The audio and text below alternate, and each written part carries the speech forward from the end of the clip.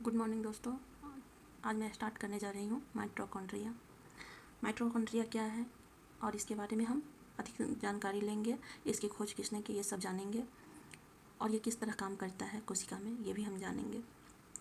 देर ना करते हुए स्टार्ट करते हैं। माइटोकॉन्ड्रिया क्या है। कोशिका में बहुत सारे उपापचयी कोशिका सक्रिय कोशिकांग पाए जाते हैं। छोटे छोटे डॉट प्रकार के पाए जाते हैं, उसे हम उपापचय के सक्रिय कोशिकांग कहते हैं। तो उसमें एक आता है माइटोकॉन्ड्रिया, इसके बारे में हम अध्ययन करेंगे। माइटोकॉन्ड्रिया कौन से कोशिका में आते हैं ये आपको बता दें। ये यूकेरियोटिक कोशिका में आते हैं और इसकी खोज सर्वप्रथम कोलिकर ने किया 1880 में। वर्णन इसका अल्टमान ने किया और नाम किसने दिया इसका, बेंडा ने 1897 में माइटोकॉन्ड्रिया का नामकरण किया।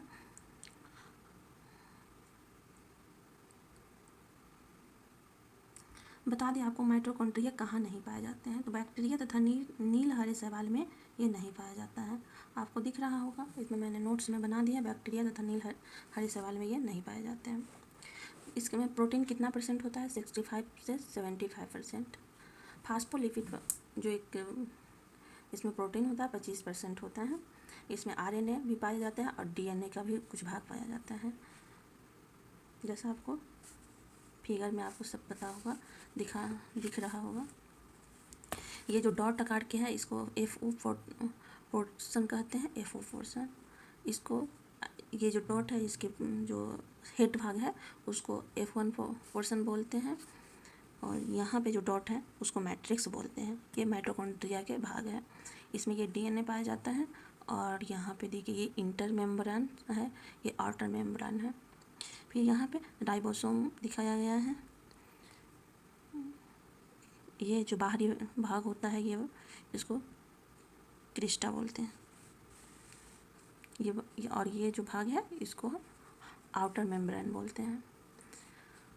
माइटोकॉन्ड्रिया को पावर हाउस कहा जाता है। क्यों? क्योंकि इसमें ATP के रूप में ऊर्जा बनाता है। कौन? माइटोकॉन्ड्रिया ATP के रूप में ऊर्जा बनाता है, इसलिए इसे पावर हाउस कहा जाता है।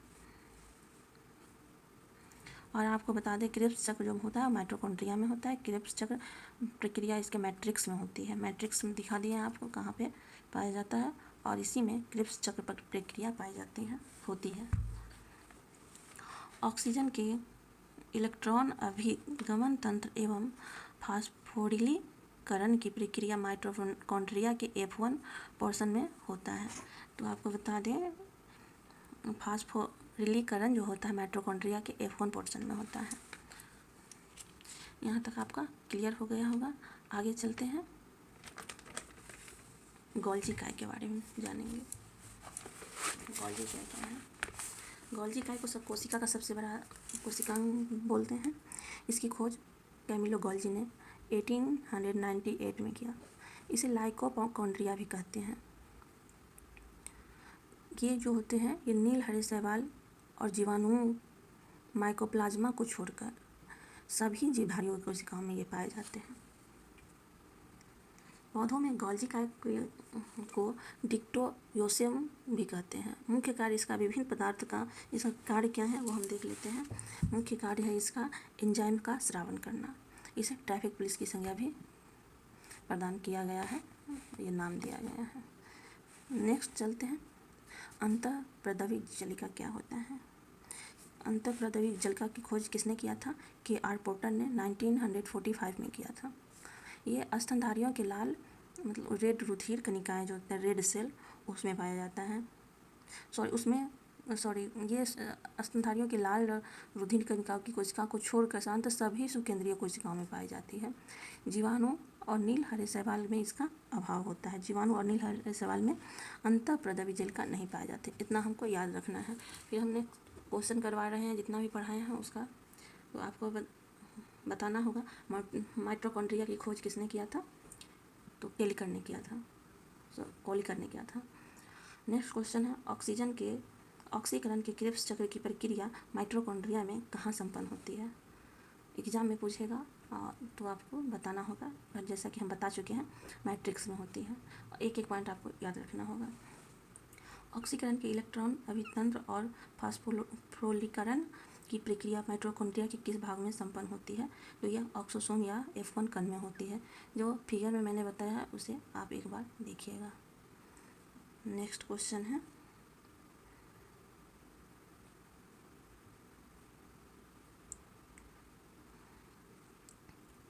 किस कोशिकांग को बायोप्लास्ट की संज्ञा दी जाती है? वो माइटोकॉन्ड्रिया को बायोप्लास्ट की संज्ञा दी जाती है। कोशिका में सबसे बड़ा कोशिकांग कौन सा है? तो याद रखना है, गोल्गी काय को सबसे बड़ा कोशिकांग कहा गया है। एटीपी का निर्माण कहाँ होता है? बता चुके हैं, एटीपी का निर्माण माइटोकॉन्ड्रिया में होता है। और ट्रैफिक पुलिस की संज्ञा गोल्गी काय को दिया गया है। माइटोकॉन्ड्रिया किस में नहीं पाया जाता है? तो नील हरे शैवाल में माइटोकॉन्ड्रिया नहीं पाया जाता है। जो भी क्वेश्चन हम पूछ रहे हैं उसे कमेंट बॉक्स में ज़रूर आप लिखिएगा।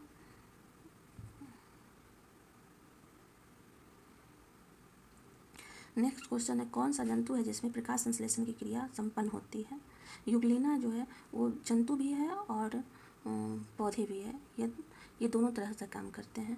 यूग्लिना के बारे में हम बाद में बताएंगे। तो ये प्रकाश संश्लेषण का भी कार्य करता है और जीव की तरह भी कार्य करते हैं। कवक की कोशिका भित्ति किससे बनी होती है? जैसा कि मैंने कवक में ही बता चुकी हूँ, कवक की कोशिका भित्ति काइटिन की बनी होती है। वर्गीकी का पिता संज्ञा किसे प्रदान किया गया है? कैरोलस लिनियस को वर्गीकी का पिता का संज्ञा प्रदान किया गया है।